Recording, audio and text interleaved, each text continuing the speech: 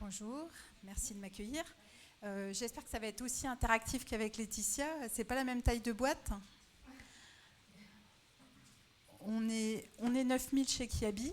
Est-ce que vous pouvez tourner, s'il vous plaît? C'est moi. C'est moi, d'accord, ok. Ok, c'est le truc. Vert, c'est en avant, je suppose? Oui, c'est assez logique. Merci beaucoup. Ah, vers où dois-je l'envoyer? Comme ça, super. Alors, Kiabi est une entreprise familiale fondée en 1978, donc elle a dépassé les 10 ans d'existence, ça c'est l'anecdote par rapport à l'intervention précédente, euh, qui fait partie d'une structure plus large, qui n'existe pas d'ailleurs, qui s'appelle la famille Mullier, dont certains d'entre vous ont déjà entendu parler. Il n'y a pas de holding, il n'y a pas de groupe, mais par contre il y a des intérêts croisés d'actionnaires familiaux depuis 120 ans, qui se cooptent et qui se cofinancent à hauteur aujourd'hui de plus de 150 entreprises. Alors Kiabi est une des plus anciennes, fondée par un des frères du créateur d'Auchan, un de ses plus jeunes frères. Alors ils sont, juste pour l'anecdote, ils sont entre 7 et 11 par famille à chaque fois. Donc aujourd'hui, ils sont 2500. Si tu fais 2500 actionnaires potentiels sur la base d'une fratrie de 11 en 1900. Ils s'étaient mariés en 1900. C'est énorme. Ça a de forts impacts dans notre manière de fonctionner, c'est pour ça que je vous le raconte en passant. Et d'ailleurs, en passant, 61% des salariés sont actionnaires, dont plus de 71% en France. Donc nous avons aussi, en tant que collaborateurs, une approche d'être un petit peu propriétaire de notre entreprise et donc de nous sentir des obligations aussi par rapport à ça, d'un point de vue économique, social et environnemental. Je vous ai mis quelques indicateurs, voilà, je ne vais pas tout relire. Dans l'idée, on est leader de la distribution textile en France en volume, deuxième en valeur, et nous avons, j'arrive même pas à me relire moi-même, hein, au secours. Oui, et nous sommes une entreprise dite, en partie, c'est toujours un chemin, libérée, c'est-à-dire qu'il y a une relative autonomie des collaborateurs dans l'entreprise et un faible nombre de niveaux hiérarchiques qui permettent l'entrepreneuriat en interne, et vous verrez par la suite que ça a son importance dans l'avenir, dans la prise en compte des enjeux climatiques. Hop. On est présent où? On est présent en distribution dans les pays qui sont en bleu foncé, là, et on est présent en fabrication dans les pays en vert.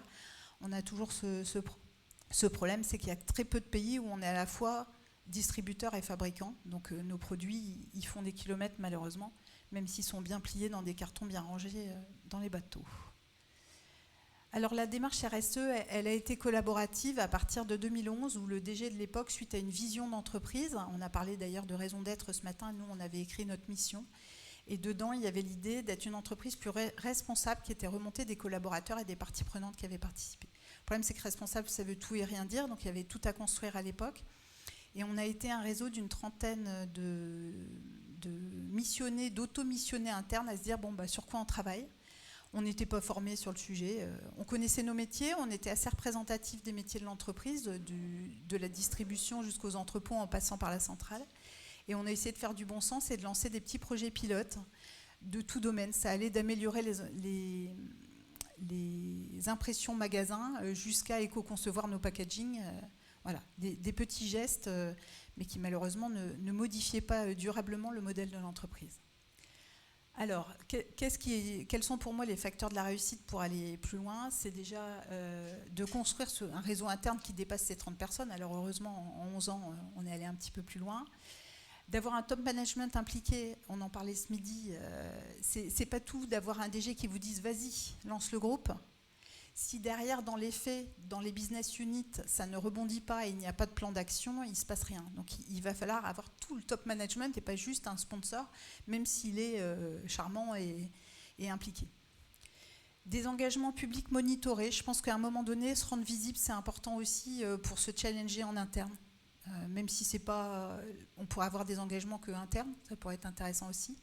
Mais le fait de les avoir publics et de devoir rendre compte tous les ans, que ça soit à travers, ça n'est pas notre cas, mais il y a des gens qui rendent compte au Global Compact, par exemple, il y a diverses initiatives sur lesquelles on peut rendre compte. Dans notre cas, c'est le Fashion Pact, j'en parlerai un peu plus loin. Ça nous engage à regrouper des indicateurs, et souvent, ils vont un peu plus loin que ce que vous auriez fait par vous-même. en particulier quand ils ne sont pas économiques. Une intégration progressive dans les métiers, c'est-à-dire descendre par la direction des BU vers les BU ou remonter du fin fond des idées de la dernière conseillère de vente d'un magasin italien vers le haut les idées qu'elle a mis en place en local.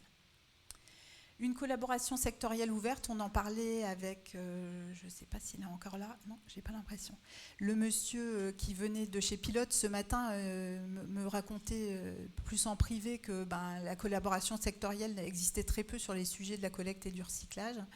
Moi, je pense que tout seul, on ne va pas très loin, et même en étant leader du secteur en volume, ça ne fait pas des volumes suffisants pour générer un changement industriel fort derrière. Donc, il faut accepter de partager plus entre entreprises. Et c'est compliqué, même nous, dans les entreprises du groupe qui touchent le textile. Et des fois, c'est plus efficace à l'extérieur du groupe qu'à l'intérieur. Enfin, construire un reporting fiable et complet. Nous sommes assujettis à l'obligation de reporting des PEF annuels, parce que notre holding est une SA. Et ça nous a beaucoup apporté en termes de fiabilité, je pense, que d'être audité par les OTI sur ce sujet. Voilà, j'espère que je ne suis pas trop longue. Alors, voilà, la démarche, elle a démarré en 2011. Elle s'est continuée avec l'idée d'un plan à 5 ans RSE, qui était un truc complètement aberrant, parce qu'un plan à 5 ans, pour moi, il doit être celui de l'entreprise et pas celui de la RSE. Mais on nous avait demandé de faire ça, donc on a refusé de le faire. Et on a essayé justement de mailler avec les différents services, les différentes filiales pour construire les choses. Ça, c'était en 2013. Et en même temps, on a gagné... alors oui, j'ai oublié de vous dire, on est dans le nord, entre Lille et Roubaix, à 10 km de la frontière belge, fief historique des entreprises textiles du Nord. Et on a eu notre premier trophée régional sur la démarche RSE en 2013. Ils étaient gentils, je trouve, à l'époque. En 2015, j'ai été nommée chef de projet RSE, donc j'ai dû aller défendre le bout de gras en interne. Chez nous, c'est assez courant de faire des parcours en Z. Ça a une certaine importance aussi dans la capacité à partager justement des notions dans divers services. Pour autant, ça ne vient pas tout seul, je peux vous le garantir. Cette année-là, j'ai mis en place la démarche d'ACV en interne. J'ai intégré l'outil plutôt que de payer des cabinets externes. Désolée pour les cabinets qui seraient dans la salle. Parce qu'une ACV, ça coûte à peu près 10 000 €. Et que quand on a 10 000 produits et qu'on se dit j'aimerais bien en faire plusieurs par an, on se dit tout de suite ça ne va pas être possible. Par ailleurs, ça permet aussi de faire des ACV comparatives, donc des analyses de cycle de vie, c'est-à-dire dire il y a l'avant, il y a l'après quand j'éco-conçois et tout de suite j'ai mon résultat. Et ça, c'était important pour nous. En 2017, on a eu une vraie présence dans le plan et dans vraiment la stratégie de Kiabi et un premier représentant au COLID, RSE aussi, donc une vraie voix de la RSE au COLID, qui était mon patron, nouvellement arrivé sur ce sujet, et qui venait de la finance. Donc autant vous dire qu'il avait eu un chemin personnel à faire. Première vente de produits éco-conçus, en fait, c'est pas vrai, on en a fait dès 2013, mais personne ne l'a vu parce qu'on avait oublié de les étiqueter, grosso modo. On avait plus d'1 million de pièces de t-shirts en coton bio en 2013 et je pense que nos clients ont dû en être contents mais n'ont pas dû savoir ce qu'ils achetaient, c'est bien triste. Donc pour la première fois, on a commencé à montrer sur nos produits les efforts qu'on faisait. 2021, intégration de la RSE dans la vision 10 ans après de l'entreprise, avec beaucoup plus de précision, on va le voir après. Et premiers objectifs autour de la biodiversité, on a un peu discuté du carbone et de la biodiversité avec les gens avec qui je parlais ce matin. 2022, on est à notre premier calcul de note environnementale européenne et française. Je fais les deux méthodes tant qu'à faire. C'est assez laborieux pour ceux qui sont plongés dans ces secteur par secteur dans ces sujets. L'idée, c'est donc une note pour le consommateur à la manière de ce qu'on a sur l'électroménager aujourd'hui. Sauf que sur l'électroménager, on n'est que sur l'usage. Et nous, on est sur la totalité du cycle de vie, donc ça demande des calculs. Et sur la méthode européenne, 16 indicateurs. Ce qui rend le truc un peu touffu, on va dire. Passionnant, passionnant. Le réseau, voilà, un réseau finalement assez classique, mais qui reste à construire parce que les gens qui sont à la base et qui sont nos référents dans les business units, une business unit, ça peut être une région, ça peut être un pays, ça peut être le service marketing ou l'informatique. Il faut aller les chercher en mission complémentaire dans des métiers où on est très tendu en charge. On est sur des gens à qui on demande beaucoup de produire. Et il faut les fidéliser dans le temps parce qu'on doit les former. Il faut les former à comprendre les logiques environnementales et sociétales. Et puis derrière, il faut qu'ils soient capables de construire des feuilles de route dans leur secteur pour faire bouger les choses de manière vraiment opérationnelle et qu'ils soient capables de mesurer. Et si on change tout le temps, on recommence du début. Et c'est un gros boulot. Voilà.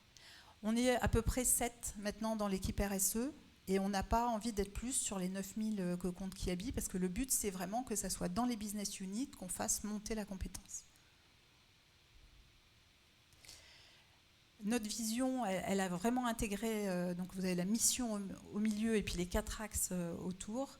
On voit qu'on a vraiment les mots positifs, durables, tout ça qui apparaissent, donc qui nous engagent quelque part, même en interne, puisque cette vision, elle est surtout pour nous faire avancer, nous. Un paquet d'engagements, beaucoup d'engagements autour du produit, je vais vous expliquer pourquoi juste après. Quelques engagements aussi autour de l'humain. Kiabi ne possède pas sa chaîne d'approvisionnement et donc doit influencer ses fournisseurs pour qu'ils évoluent. 9000 collaborateurs, mais aussi si on prend nos fournisseurs de rang 1, ceux à qui on passe directement les commandes, on a l'équivalent en nombre de salariés indirects. Déjà, rien que sur ce rang de confection, on a déjà plus de 9000 collaborateurs qui bosseraient pour nous à plein temps. Donc je dirais que notre responsabilité dans le monde, elle est bien au-delà des 9000 collaborateurs.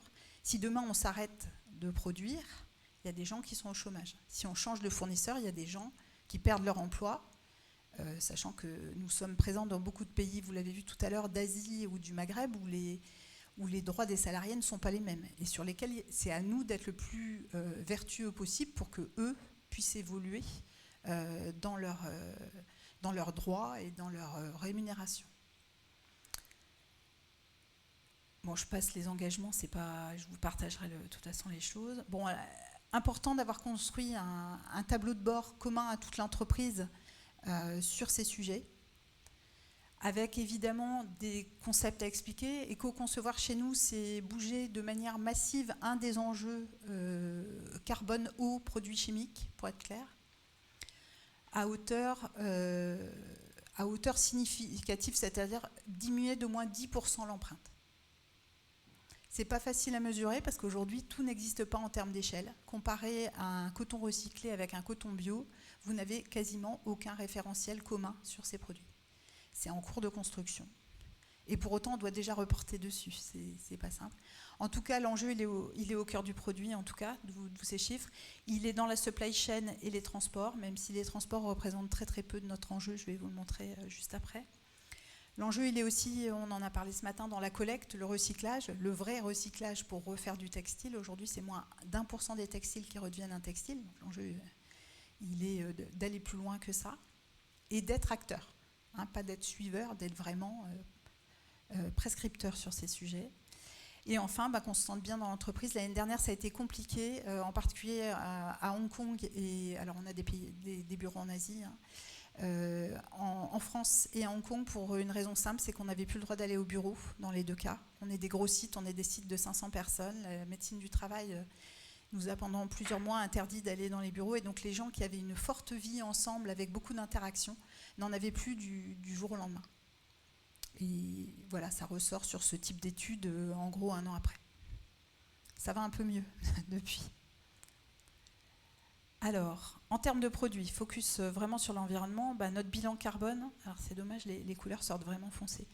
2,8 millions de tonnes, si on compare avec notre stylo de ce matin, là, on est à peu près à 10 kg de carbone par produit. Produit essentiellement en coton, 70% de notre masse de matières premières, c'est du coton, si je devais sommer tous les produits. Un enjeu sur le transport des visiteurs que j'avais essayé d'estimer. Il y a 0 étude sur le sujet que j'ai trouvé à ce jour, même auprès des grandes alliances du commerce.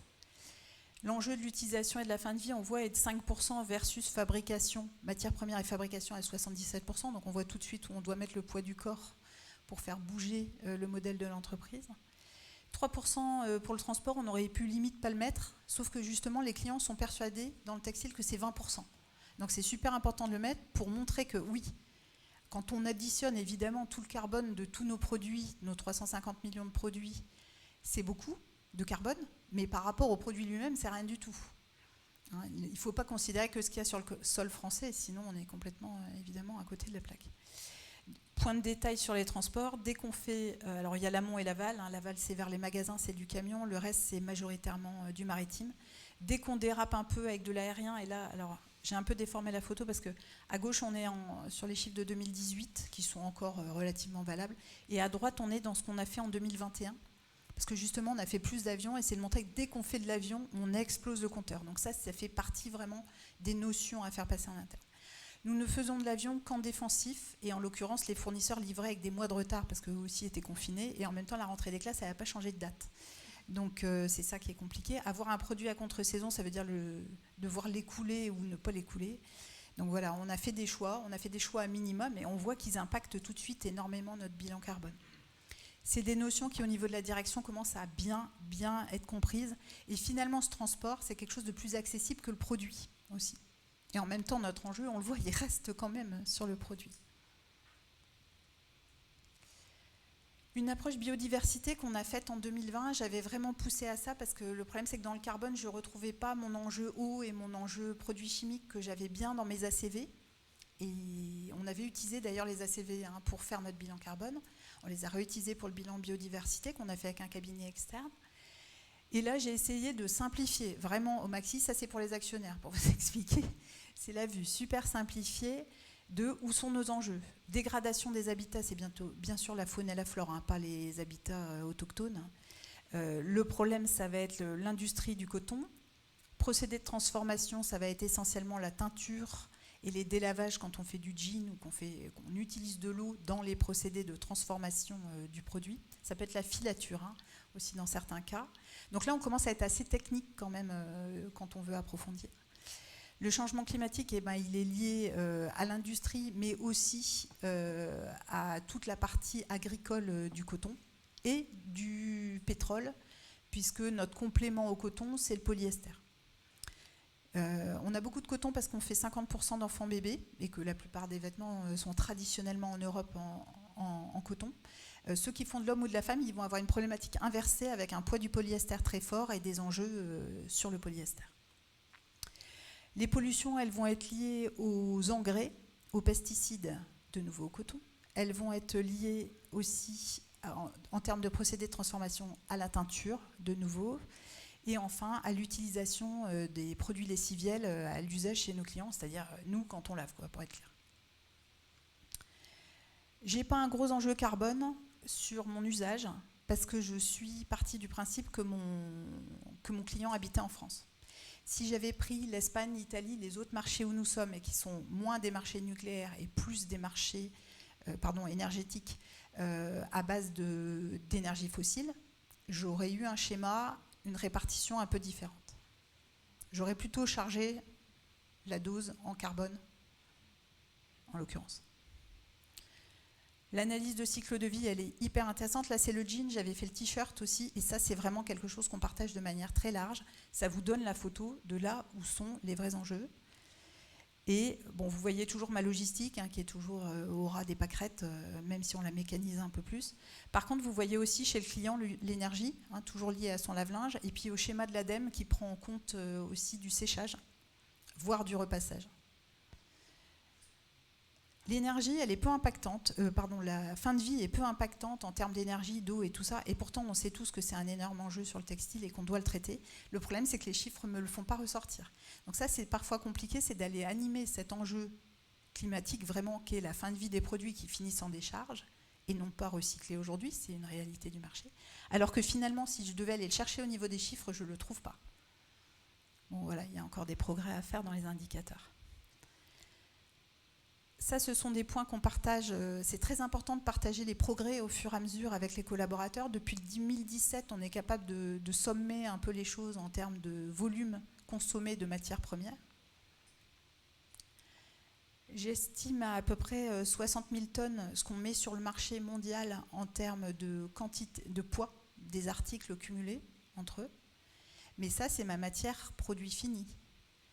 Les pertes liées à la production, elles sont à peu près je perds 35% de la masse initiale. Donc j'estime qu'on est plutôt à 100 000 tonnes. Alors en plus, ça tombe bien, ça fait des chiffres ronds.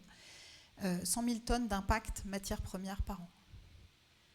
Ça fait tout de suite la direction. Ils sont là, 100 tonnes, t'as dit? Non, 100 000 tonnes par an. Des chiffres à animer et puis à expliquer, si je fais du recyclé, je gagne quoi? Enfin voilà, il faut mettre ça au regard des solutions industrielles qu'on peut trouver aujourd'hui, voire même se dire, changement de modèle, est-ce que demain, 50% de notre assortiment, c'est de la seconde main? Comment est-ce qu'on peut complètement revoir le modèle à partir comme ça de la bonne identification du modèle actuel?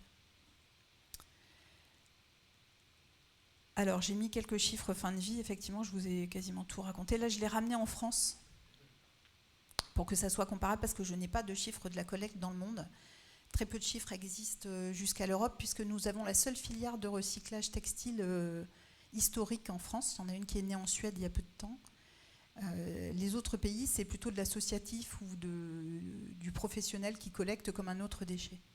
Donc, ça n'est pas chiffré de la même manière. Nous faisons aussi des dons avec nos invendus. Voilà, c'est aussi une autre démarche pour trouver un usage au produit. Le but, c'est quand même plutôt de réduire les invendus, ceci dit, quand on y réfléchit en amont. Donc justement, on a mis en place des magasins solidaires. On en a 14 à ce jour qui reprennent nos invendus, qui sont gérés par des structures d'insertion, qui sont donc des chantiers ou des entreprises d'insertion. Et nous avons commencé, donc on a démarré il y a maintenant 5 ans. On est à 14 magasins approvisionnés à partir des invendus de proximité de nos propres magasins et avec le mécénat de compétences de nos collaborateurs magasins. Le but étant de réintégrer ces personnes en insertion de nouveau dans nos magasins.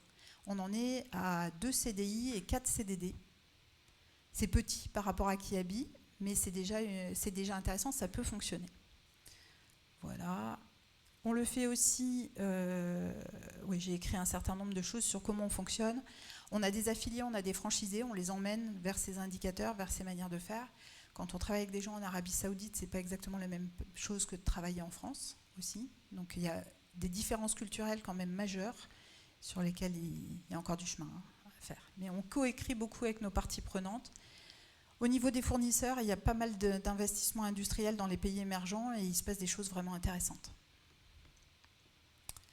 On est membre d'un certain nombre d'alliances, on communique très peu sur ces sujets, on communique d'ailleurs tout court très peu, parce qu'on communique plutôt en magasin et par la preuve.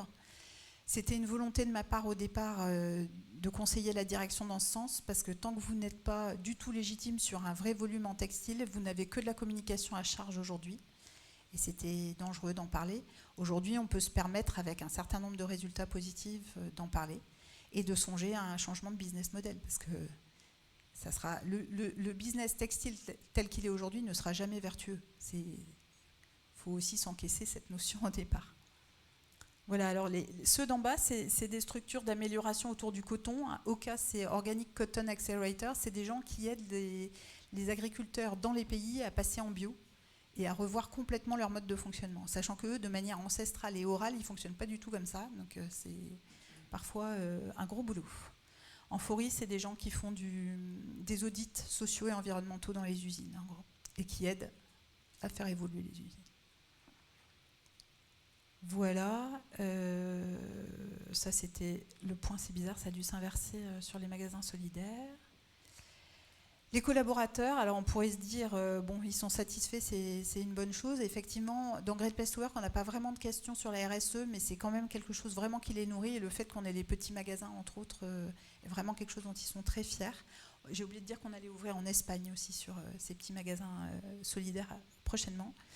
L'idée quand même, plus de 82% de femmes chez Kiabi.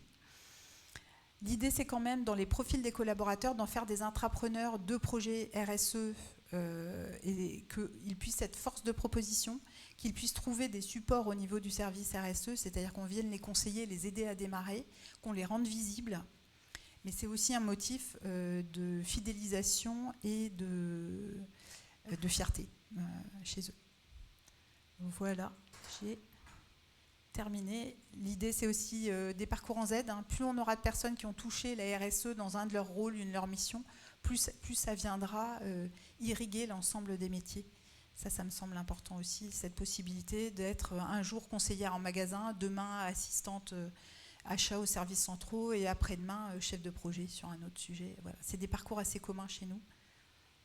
c'est assez facile de se former et d'évoluer en interne chez Kiebi.